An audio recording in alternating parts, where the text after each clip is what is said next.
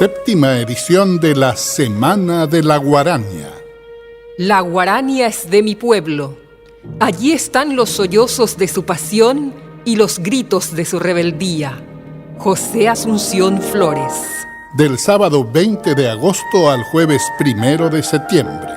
Conciertos, recitales, conferencias, documentales, muestra fotográfica.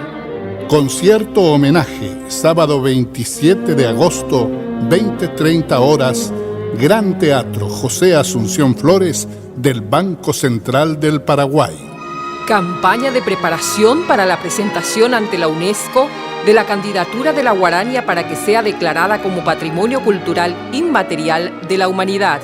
Organizan Secretaría Nacional de Cultura, Dirección de Cultura de la Municipalidad de Asunción, FONDEC y Ateneo Cultural José Asunción Flores.